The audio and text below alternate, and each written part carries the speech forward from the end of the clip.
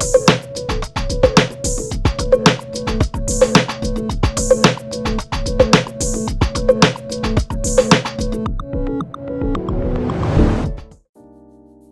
selamat datang di channel Kang Santai.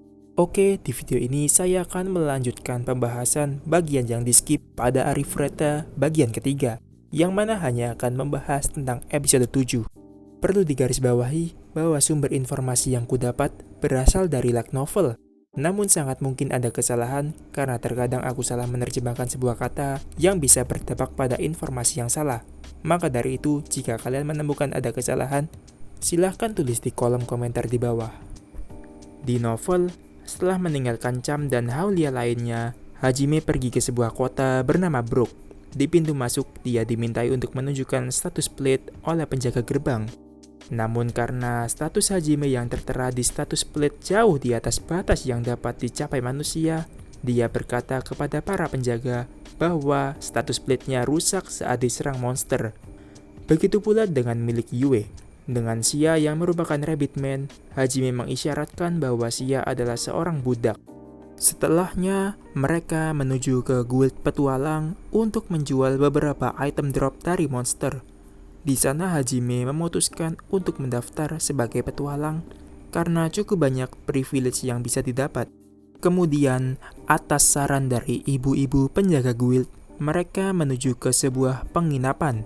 Yap, penginapan yang sama seperti pada akhir episode 7. Kalau di light novel, scene ini muncul duluan, sedangkan di anime, mereka sampai ke penginapan setelah menaklukkan labirin Reisen. Sepertinya alurnya diubah sedikit demi memotong scene kota Brook. Meskipun pada akhirnya nanti, setelah menaklukkan labirin Reisen, mereka menuju lagi ke penginapan Masaka. Namun, dialog yang ada di akhir episode 7 merupakan dialog di scene saat mereka baru sampai ke kota Brook pertama kalinya. Esok harinya, setelah bermalam di penginapan, Yue dan Sia berbelanja makanan dan pakaian, sedangkan Hajime tinggal di penginapan untuk melakukan eksperimen. Ya, namanya juga sinergis. Namun di tengah-tengah belanja, ada beberapa pria dari guild petualang yang menghadang mereka karena ingin Yue dan atau Sia agar menjadi kekasihnya. Hasilnya mungkin tak perlu kujelaskan, tapi ini adalah awal mula mereka dipanggil Ball Crusher.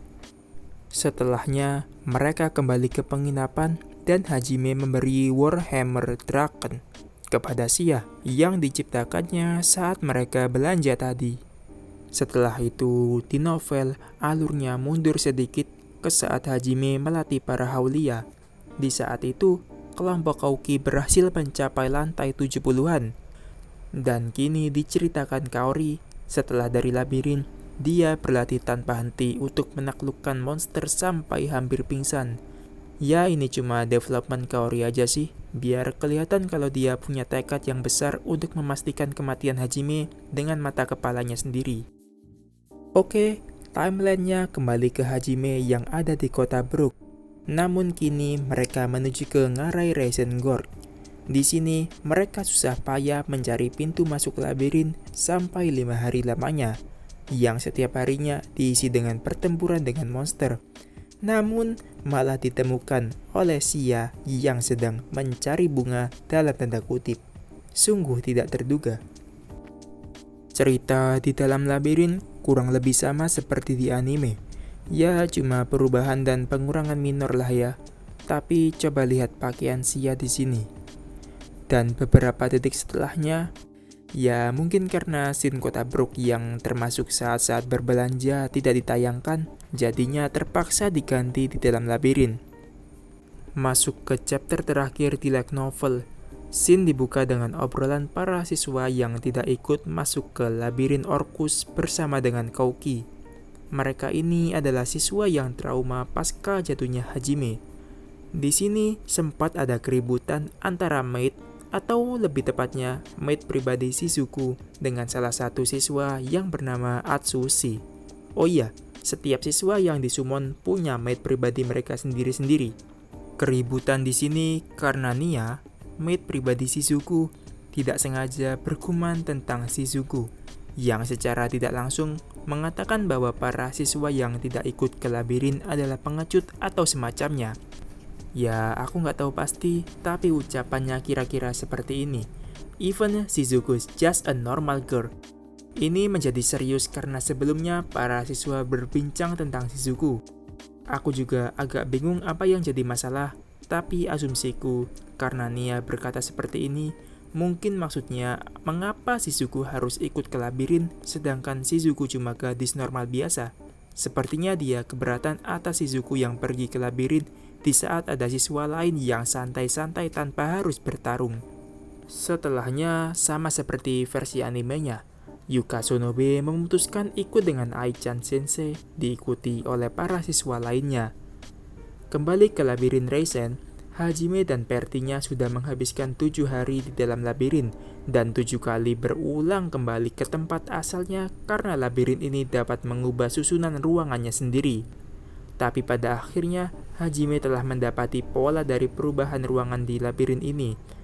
Kurasa struggle-nya secara mental cukup berat meski di anime tampak lancar-lancar saja.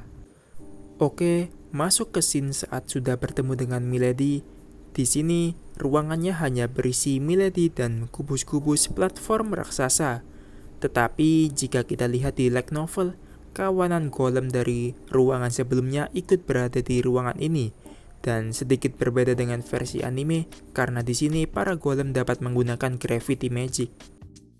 Sekarang aku mau nge-mention benda ini. Artefak ini merupakan artefak yang dapat mengeluarkan air bertekanan tinggi. Kata kunci di sini adalah air. Perlu diingat dalam labirin Reisen, kekuatan sihir benar-benar tidak dapat digunakan secara efektif. Sehingga Yue sebagai pengguna sihir yang paling terkena dampaknya. Namun, kenapa Yue mampu mengeluarkan sihir kristal coffin untuk menahan Milady? Jawabannya adalah karena adanya air yang keluar dari artefak tadi. Airnya memang sengaja dibiarkan mengenangi ruangan. Ini memungkinkan Yue untuk menggunakan kristal coffin dengan penggunaan mana yang cukup rendah. Setelahnya, saat mereka dipaksa keluar dengan air yang konsepnya seperti flush toilet, Hajime sempat memberi oleh-oleh granat di tempat Milady. Saat mereka keluar dan berada di sungai atau danau ini ya, mereka bertemu dengan rombongan dari kota Brook yang sempat mereka kenal. Akhirnya Hajime menumpang dan mereka kembali ke Brook. Epilognya berisi percakapan samar dari seorang siswa dengan iblis, yang mana nantinya kita tahu kalau ini adalah Shimizu. Oke, kurasa cukup.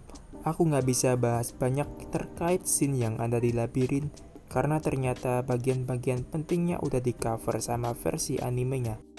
Setelah ini aku akan bahas volume 3 dan mungkin akan kupecah lagi jadi 2 part. Karena di sini ada beberapa event-event penting yang di-skip tapi sebenarnya perlu buat pemahaman dasar volume-volume kedepannya. Oke, terima kasih telah menonton. Mohon maaf jika ada kesalahan dan sampai bertemu kembali.